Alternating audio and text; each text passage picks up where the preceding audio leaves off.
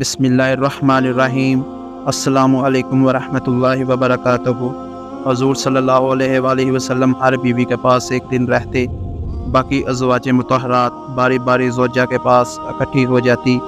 ایک دفعہ حضرت عائشہ رضی اللہ عنہا کی باری تھی، جب حضرت زینب رضی اللہ عنہا ابن ماجہ کی روایت کے مطابق بلا اجازت ان کے حجرے میں داخل ہوئی۔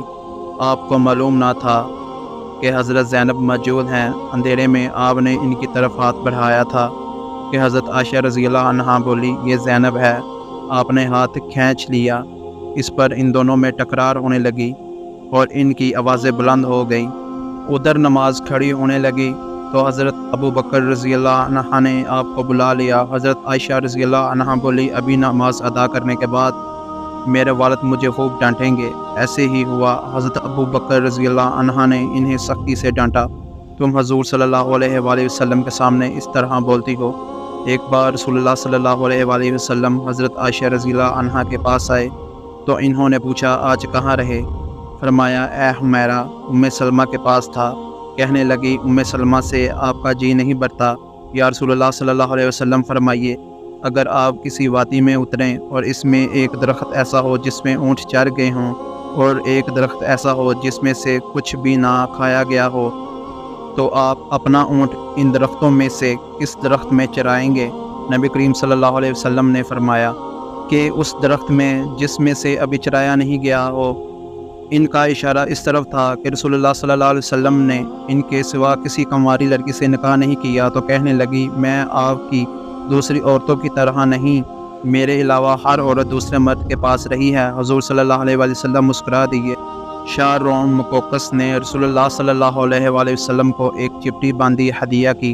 حضرت عائشہ رضی اللہ عنہا کہتی ہیں کہ وہ حاملہ ہوئی تو مجھے پریشانی لگ گئی۔ ابراہیم کی ولادت ہوئی لیکن ماریا کو دودھ نہ آتا تھا۔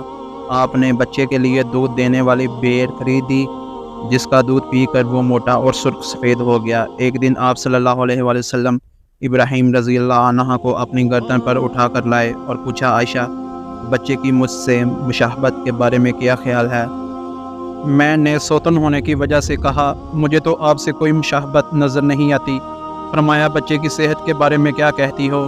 میں نے کہا، جو بھیڑوں کا دودھ پیتا ہو وہ ایسا ہی ہو جاتا ہے۔ حضرت عائشہ رضی اللہ عنہا فرماتی ہیں، میں ان عورتوں سے چڑھتی تھی جو اپنا آپ رسول اللہ صلی اللہ علیہ وسلم کو ہبہ کر دیتی تھی۔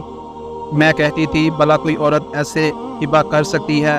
جب اللہ تعالیٰ نے یہ آیت اتاری، ترجمہ، اے نبی صلی اللہ علیہ وسلم اپنی بیویوں میں جس کو چاہیں الگ رکھیں اور جسے چاہیں الگ کرنے کے بعد واپس بلا لیں، اس میں بھی کوئی حرج نہیں۔ تو میں نے کہا، مجھے لگتا ہے آپ کا رب آپ کی خواہش پوری کرنے میں جلدی کرتا ہے۔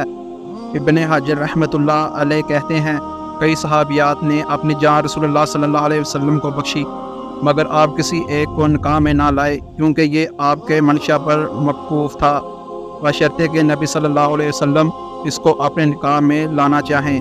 ابن حجر رحمۃ اللہ علیہ نے حضرت میمونہ رضی اللہ عنہا کے واہب ہونے کا بھی رد کیا ہے۔ ام المومنین حضرت سودہ بنت زمعہ رضی اللہ عنہا اپنی باری کا دن حضرت عائشہ رضی اللہ عنہا کو دے دیا تھا، چنانچہ حضور صلی اللہ علیہ وسلم حضرت عائشہ رضی اللہ عنہا کے ہاں 2 دن قیام فرماتے۔ حضرت عائشہ رضی اللہ عنہا فرماتی ہیں، سودہ کے علاوہ کوئی عورت ایسی نہیں کہ میرا اس جیسے طور طریقے اختیار کرنے کو دل چاہے، مگر ان میں بھی تندی تھی۔ ایک بار حضرت صفیہ بنت اور حضرت عائشہ رضی اللہ عنہا میں جھگڑا ہوا، دونوں نے ایک دوسرے کے باپ کو برا بلا کہا۔ رسول اللہ صلی اللہ علیہ وسلم نے سنا تو فرمایا، صفیہ، تم عنہا کو گالی دے رہی ہو۔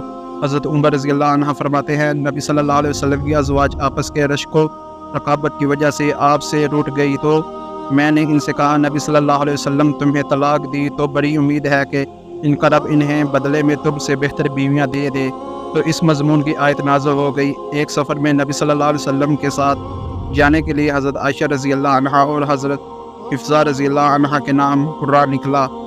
رات کے سفر میں گفتگو کرنے کے لیے آپ حضرت عائشہ رضی اللہ عنہا کو اپنے ساتھ رکھتے تھے۔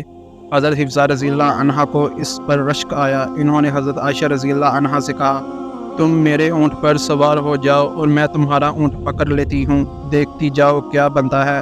رسول اللہ صلی اللہ علیہ وآلہ وسلم حضرت عائشہ رضی اللہ عنہا کے اونٹ کے پاس گئے اور حضرت حفصہ رضی اللہ عنہا کو سلام کیا۔ رات بھر کے سفر کے بعد پڑاؤ کا وقت آیا تو حضرت عائشہ رضی اللہ عنہا آپ سے دور رہ گئی۔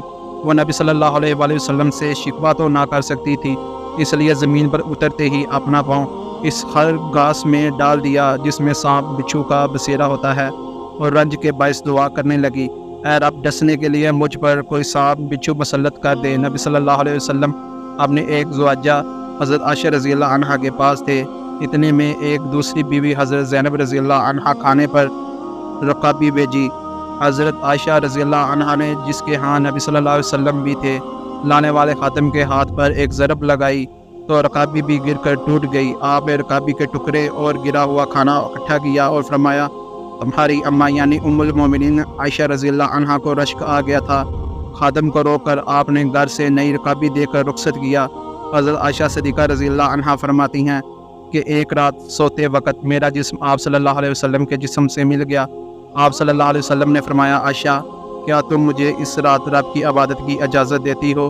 میں نے کہا، واللہ مجھے آپ کا قرب پسند ہے، تاہم میں آپ کی خواہش کو ترجیح دیتی ہوں۔